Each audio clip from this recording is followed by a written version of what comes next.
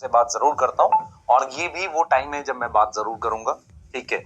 हो सकता है कि जब ये आप लेक्चर देख रहे हों तब आप रजाई में बैठे हों और चाय का मजा ले रहे हों, या कुछ बच्चे हो सकता है स्ट्रेस में हो कि कैसे सिलेबस होगा, या कुछ ऐसा सोच रहे हो कि रिवीजन कैसे होगी। इस तरह की बातें हमारे दिमाग में हमेशा चलती रहती है। पर मैं आपको दो तीन चीजें इंश्योर कर रहा हूँ, सिलेबस आपका टाइम पर खत्म होगा, सारी चीजें आपको प्रॉपरली मिलते हुए जाएगी। क्या रिवाइज करना है, कौन सा चैप्टर करना है, किसके एक्स्ट्रा क्वेश्चंस मिलने हैं, वो सब आपको मिलता रहेगा। आपने कुछ नहीं करना, सिर्फ फॉलो करना है टीचर को। थोड़ा एक्स्ट्रा एफर्ट की जरूरत पड़ेगी।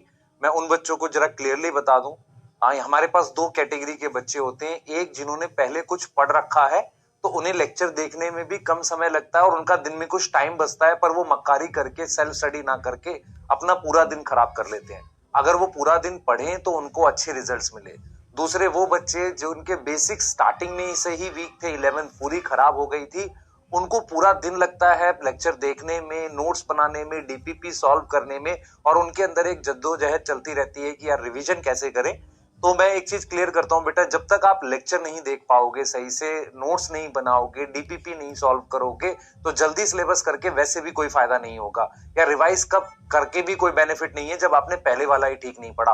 आपके बेसिक्स वीक है, आपको कहीं ना कहीं एक विंडो पीरियड निकालना पड़ेगा रिवीजन का, है ना। तो उसमें आपके तरफ से ज्यादा एफर्ट है। मान लो मैं ये कह दूं कि नहीं बेटा तू एक काम कर, आज छुट्टी है, आज तू रिवीजन कर। छुट्टी बेटा तेरी लाइफ में कभी नहीं आने वाली है। तू आप समझ ध्यान से, तू पहली बात तो नीट के एग्जाम के लिए पढ़ रहा है जहां की सक्सेस रेट, अगर तू ध्यान से सोच सके, सक्सेस रेट बहुत कम है। मतलब मैं तेरे को अगर इफेक्टिवली बताऊं, कुछ 20 और 25 हजार बच्चों को ही गवर्नमेंट कॉलेज नसीब होता है, इससे ज्यादा नहीं। और बच्चे बैठते हैं लगभग 18 लाख।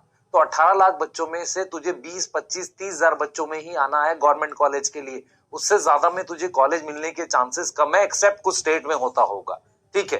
तो कहीं ना कहीं तो उन चीजों के लिए पढ़ रहा है जो बहुत रेयर है, और मुश्किलों से जो चीजें मिलती है बेटा उसकी कीमत बहुत होती है और उसके लिए कीमत चुकानी पड़ती है। तो तुझे कीमत तो चुकानी पड़ेगी, अपना दिन रात सब लगाना पड़ेगा। दूसरा पॉइंट ये है बेटा कि तुम जब डॉक्टर बन जाओगे, तुम उस देश में हो जिसका हेल्थ इंफ्रास्ट्रक्चर बहुत खराब स्थिति में होता है। आप समझ लो ध्यान से, जहां पर एक एक डॉक्टर पर हजारों पेशेंट्स होते हैं, हजारों पेशेंट की जिम्मेदारी होती है।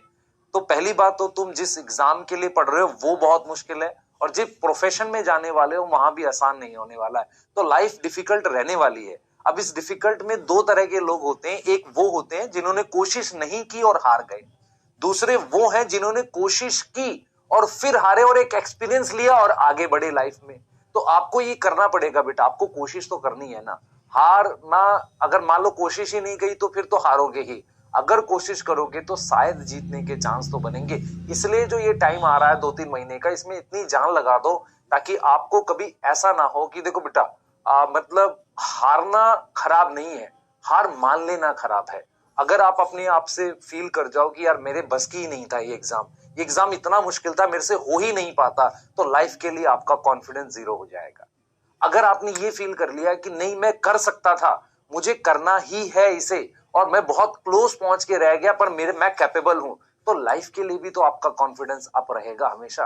आप लाइफ में हमेशा कुछ ना कुछ क्या कर सकते हो, आगे अच्छा कर सकते हो, इसी में अच्छा कर सकते हो सकता है आप डॉक्टर भी बने। मैं उम्मीद करता हूं अगर कुछ ना भी हुआ तो आप लाइफ में हमेशा कॉन्फिडेंट रहोगे। ये बिटर ट्रूथ है जो आपको मतलब एक्सेप्ट करना पड़ेगा। तो यहां से सारी कहानी ये है कि हर बच्चे को अब पूरा एफर्ट देना है। कैमरे के पीछे हैं आप और मैं कैमरे के इस साइड हूँ। कुछ मुझे विद्यापीठ में देख रहे होंगे, कुछ अलग अलग स्टेट्स में देख रहे होंगे। उन सभी बच्चों से मेरी यही अपील है, यही रिक्वेस्ट है, हारना नहीं है, टूटना नहीं है, बहाने नहीं खोजने हैं। अभी लग कर पढ़ाई करनी है। समय आ गया है आपको अपना लाइफ का, कहते हैं ना, 4th और 5th गियर लगा देना है। अब यहां से आप जितना ज्यादा मेहनत करोगे आपके लिए बढ़िया होगा। आपने कुछ नहीं करना, सिलेबस को पकड़े रहो टिल फैब लास्ट या 15 मार्च तक। अगर आप सारा सिलेबस अच्छे से कर पाते हो तो भी आपके पास वो 45-50 दिन आएंगे जिसमें आपके पास डेली 16 घंटे होंगे रिवाइज करने के लिए और कोई क्लास नहीं करनी।